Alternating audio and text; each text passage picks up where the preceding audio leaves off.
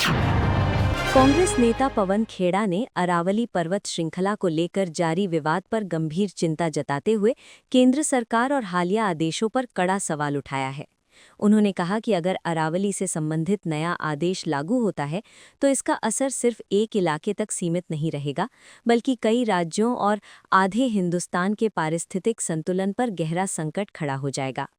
पवन खेड़ा ने कहा कि अरावली पर्वतमाला देश की सबसे प्राचीन पर्वत श्रृंखलाओं में से एक है और इसका पर्यावरणीय महत्व बेहद व्यापक है।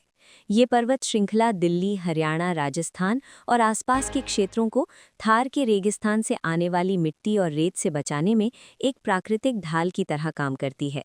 उन्होंने कहा कि अगर अरावली कमज़ोर होती है या इसके साथ छेड़छाड़ की जाती है तो रेगिस्तान तेज़ी से फैल सकता है, जिससे खेती, जल स्रोत और जनजीवन पर गंभीर असर पड़ेगा। उन्होंने ये भी कहा कि अरावली केवल एक पहाड़ी श्रृंखला नहीं है, बल्कि ये पूरे उत्तर भारत के पर्यावरणीय संतुलन को बनाए रखने में अहम भूमिका निभाती है। अरावली की वजह से भूजल संरक्षण होता है, वर्षा के पैटर्न को संतुलन मिलता है और जैव विविधता सुरक्षित रहती है। यदि इन पहाड़ियों को नुकसान पहुंचाया गया तो जल संकट, प्रदूषण और जलवायु असंतुलन जैसी समस्याएं और गहराएंगी। कांग्रेस नेता ने तीखे शब्दों में कहा कि अरावली को छूने या नुकसान पहुंचाने की कोशिश करने वाला कोई भी व्यक्ति या व्यवस्था इस पूरे क्षेत्र और देश के हितों के खिलाफ काम कर रही है। उन्होंने कहा, अरावली को यदि कोई हाथ भी लगाता है तो वो इस देश का और इस पूरे क्षेत्र का दुश्मन माना जाएगा। पवन खेड़ा ने मांग की कि सरकार पर्यावरणीय सुरक्षा को सर्वोच्च प्राथमिकता दे और किसी भी ऐसे आदेश या नीति को लागू करने से पहले विशेषज्ञों, पर्यावरणविदों और स्थानीय लोगों से व्यापक परामर्श करे। उन्होंने चेतावनी दी कि विकास के नाम पर अगर प्रकृति से समझौता किया गया तो इसके दुष्परिणाम आने वाली पीढ़ियों को भुगतने पड़ेंगे।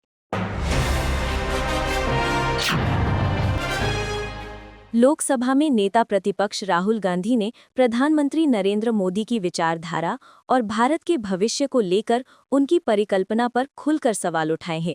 उन्होंने कहा कि भारत में बड़ी संख्या में लोग प्रधानमंत्री मोदी का समर्थन करते हैं, लेकिन साथ ही देश में ऐसे भी करोड़ों लोग हैं जो उनकी विचारधारा और भारत के लिए उनके विजन से सहमत नहीं हैं। राहुल गांधी ने कहा कि विपक्ष का मानना है कि प्रधानमंत्री मोदी का विजन अंततः असफल होगा और उसमें कई गंभीर खामियां हैं। उनके अनुसार ये विचारधारा देश में सामाजिक और राजनीतिक स्तर पर गहरे तनाव पैदा करेगी और भारतीय समाज को आपस में लड़ाने का काम करेगी। उन्होंने चेतावनी दी कि इस तरह की राजनीति से देश की एकता, भाईचारा और लोकतांत्रिक मूल्यों को नुकसान पहुंच सकता है। उन्होंने स्पष्ट किया कि ये केवल किसी एक नेता या पार्टी का विरोध नहीं है, बल्कि भारत के भविष्य को लेकर दो अलग-अलग दृष्टिकोणों के बीच संघर्ष है। राहुल गांधी के शब्दों में ये भारत में दो विजन के बीच की लड़ाई है। एक ओर ऐसा विजन है जो उनके मुताबिक समाज को बांटता है, जबकि दूसरी ओर विपक्ष ऐसा भारत चाहता है जो समावेशी हो, जहां सभी नागरिकों को समान अधिकार, सम्मान और अवसर मिले। राहुल गांधी ने कहा कि कांग्रेस और विपक्षी दल इस विचारात्मक लड़ाई से पीछे नहीं हटेंगे। उन्होंने दोहराया कि वे लोकतंत्र, संविधान और देश की विविधता की रक्षा के लिए इस संघर्ष को आगे भी जारी रखेंगे। उनका कहना था कि ये लड़ाई केवल सत्ता के लिए नहीं, बल्कि भारत की आत्मा और उसके मूल्यों को बचाने के लिए है। उन्होंने ये भी कहा कि भारतीय लोकतंत्र की ताकत ये है कि यहाँ अलग-अलग विचार और मत मौजूद हैं और इन्हीं के माध्यम से देश आगे बढ़ता है। राहुल गांधी ने भरोसा जताया कि जनता अंततः उस दृष्टिकोण का चयन करेगी जो देश में शांति, एकता और सामाजिक सद्भाव को मजबूत करे। केंद्रीय स्वास्थ्य मंत्री और भारतीय जनता पार्टी के राष्ट्रीय अध्यक्ष जेपी नड्डा तथा मध्य प्रदेश के मुख्यमंत्री मोहन यादव ने आज उज्जैन स्थित विश्व प्रसिद्ध श्री महाकालेश्वर मंदिर में विधिवत पूजा अर्चना की। दोनों नेताओं ने बाबा महाकाल के दर्शन कर देश, प्रदेश और जनता की सुख, समृद्धि एवं कल्याण की कामना की। मंदिर परिसर में पारंपरिक वैदिक मंत्रोच्चार के बीच विशेष पूजा संपन्न हुई। इस अवसर पर मंदिर प्रशासन द्वारा विधि विधान से उनका स्वागत किया गया। पूजा के दौरान मुख्यमंत्री मोहन यादव ने महाकालेश्वर मंदिर से जुड़े धार्मिक और सांस्कृतिक महत्व पर प्रकाश डालते हुए कहा कि बाबा महाकाल मध्य प्रदेश की आस्था, पहचान और सांस्कृतिक विरासत का केंद्र हैं। उन्होंने यह भी कहा कि उज्जैन को धार्मिक पर्यटन के वैश्विक केंद्र के रूप में विकसित करने के लिए राज्य सरकार निरंतर प्रयासरत है। केंद्रीय मंत्री जेपी नड्डा ने महाकाल के दर्शन को आत्मिक शांति का अनुभव बताते हुए कहा कि भारतीय संस्कृति और सनातन परंपरा देश को एक सूत्र में बांधती है। उन्होंने मंदिर परिसर में चल रहे विकास कार्यों की सराहना की और कहा कि धार्मिक स्थलों का संरक्षण और विकास भारतीय सभ्यता की निरंतरता को मजबूत करता है। इस दौरान सुरक्षा के कड़े इंतजाम किए गए थे और बड़ी संख्या में श्रद्धालु भी मंदिर परिसर में मौजूद रहे। नेताओं की उपस्थिति से उज्जैन में धार्मिक और राजनीतिक दोनों ही दृष्टि से खास माहौल देखने को मिला।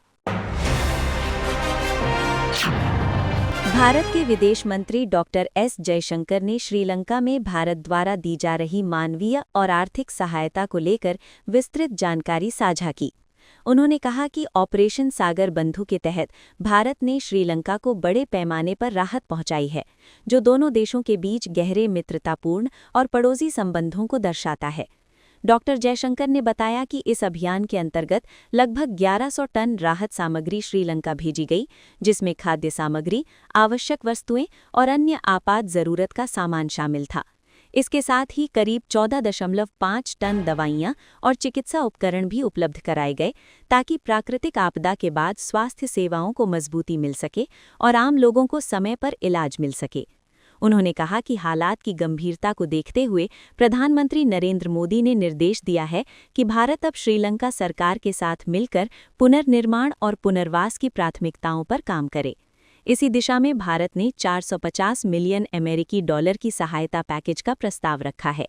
इस पैकेज में 350 मिलियन अमेरिकी डॉलर की रियायती यानी कंसेशनल लाइन ऑफ क्रेडिट और 100 मिलियन अमेरिकी डॉलर की अनुदान राशि शामिल होगी।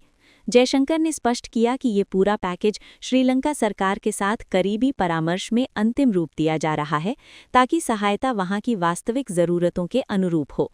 विदेश मंत्री ने ये भी भरोसा दिलाया कि भारत श्रीलंका के आर्थिक पुनरुत्थान में हर संभव सहयोग करता रहेगा।